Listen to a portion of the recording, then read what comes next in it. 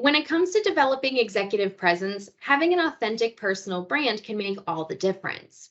Before we discuss what a personal brand is and how to build one, let's talk about authenticity. In an executive boardroom, when meeting with senior leaders or upper management, there are certain expectations you'll need to meet. While it is important that you know who you are and are confident in yourself and your abilities, you also need to be cognizant of your surroundings and the culture and expectations around you too. To reach the top, there is a necessary level of conformity you'll need to adhere to. But eventually, once your reputation is solid and your executive presence skills are well developed, you can break some molds and step into a more unique version of yourself. You'll potentially hear "you're to this" or "you're to that" at different points in your career. This is especially common for non-white, non-male professionals, though not exclusive to the individuals in these demographics. There are greater expectations for women, people of color, and LGBTQ individuals because for many organizations, leadership has looked one certain way for a very long time. There's a layer of potential leaders in many organizations called the marzipan layer by Hewlett. This layer is rich with talent and it's sticky because it's hard to cross out of it into the C-suite threshold. Executive presence helps cut through this layer and makes advancement more possible, but you need to be prepared to toe the line between being yourself and assimilating into the group. Let's review the fine line of executive presence. While the line is typically best applied to female leaders, it can be relevant to all individuals in a leadership role. As you can see, there's quite a tightrope we need to walk. It takes just one comment or action to tip you over into one too much or too little category. We can't hyper-focus on being perfect because that sets us up for failure, but we can do our best to toe that line. The world has evolved a lot since Hewlett authored Executive Presence in 2012, and there are less double standards for non-male, non-white leaders now than ever before.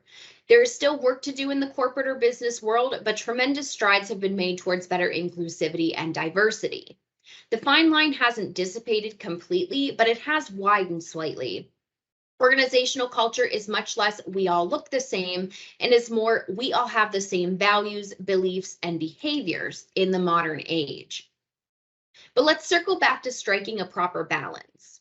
One way to do it is to show teeth with the team's best interest at heart. Rosalind Holland of Intel calls this arguing with grace. Use us, we, and our statements, not I or me. This prevents claims of you not being a team player because your decision or position is all about what is best for the company, not just you. When you plan to show teeth and your iron spine, consider how your idea will be heard by those in power. Use humor when speaking truth to power. Reduce tension when making tough points or challenging others' opinions or decisions with a well-timed, appropriate joke. Just be smart here. You need to be perceived as taking situations seriously, but a well-timed joke can diffuse a situation. Be a sniper when attending and participating in meetings. Choose the best time to speak your piece and be ready to make your point concisely and eloquently. Speaking from a stream of consciousness, rambling through points, saying things as they come to your mind, it all hurts your credibility and your effectiveness. When you run meetings, take control early. Eliminate small talk and get right to it. Make sure your team understands that this is going to be a valuable use of their time. Work on your personal brand and once defined, relentlessly protect it. This brand should be carefully crafted and meticulously, confidently maintained. This gives you the chance to steer the ship of public opinion. We'll talk more about this in a few minutes. Know when to leverage your credentials also and when to leave them out of the conversation. If you want to validate yourself and earn credibility and trust from executives, clients, or leaders, it may benefit you to explain your level of expertise. In front of peers, there's no need to lead with these things. You might actually come across as haughty or insecure, insisting others acknowledge that you are a doctor or a master's degree holder. Walking the fine line, as Hewlett says, is the ultimate test of executive presence. But the line does not require you to change inherently who you are. It's a test of knowing when to display which part of yourself and when. This leads into a conversation about authenticity. Hewlett poses the question, if you're different from most people at work, do you suppress that difference or embrace it in order to be perceived as leadership material? The answer is seemingly yes to both. Successful leaders are authentic and true to themselves, but corporate culture also exists, and everyone in it is expected to conform to a certain degree. Hence why codes of conduct and standard operating procedures exist in almost every company in every industry. So we again need to strike a balance. How do we play the game without selling out? Every company, organization, nonprofit, educational facility, or governing body, they all have norms for employee or volunteer appearances, communication, and gravitas. We can't ignore this if we expect to thrive in any of these areas. Conformity might be a net positive all said and done. It can expose you to new skills, hobbies, or connections you ordinarily would not make. If your team loves to golf, you may pick up golf to fit in with the group. Over time, you might grow to love it and find a lot of benefit in learning this game. Selling out is often code for jealous peers, too. You're doing more than others are to achieve when you change your actions and model your behaviors after other successful people.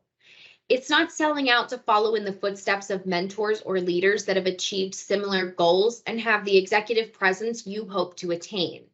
Don't let yourself be in fear of judgment from others. How can you best toe the authenticity and conformity line? 1, know your non-negotiables and when to walk away. There's a difference between receiving feedback from well-intentioned superiors versus being attacked or degraded for your culture.